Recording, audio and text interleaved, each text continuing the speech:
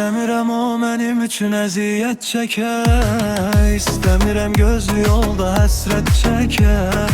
Çıxmalıyam mən o yarın ürəyindən, bir dəfəlik bu sevgimizə xət çəkək. Onu gördüm, yüreğim eşq ile yandı. Yüreğimde ebedi sevgi yarandı. Ama bu sevgiye layık değilim ben. Mənə olmaz bu məhəbbət qadağandı.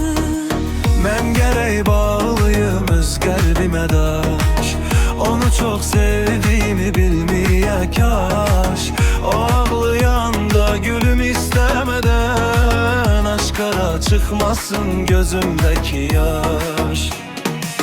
İstəmirəm o mənim üçün əziyyət çəkə, İstəmirəm gözü yolda həsrət çəkə.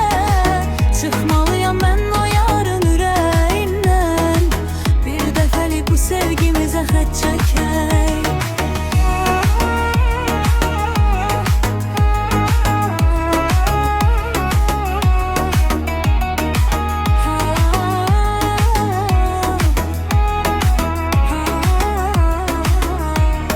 İstəmirəm o mənim üçün əziyyət çəkə, İstəmirəm gözlü yolda həsrət çəkə.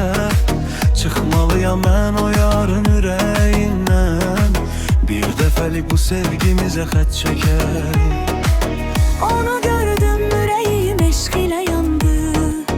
Yüreğimde ebedi sevgi yarandı. Ama bu sevgiye layık değilim ben. Mənə olmaz bu məhəbbət qadağandı. Mən gərək bağlıyım öz qəlbimə daş, onu çox sevdiğimi bilməyək kaş.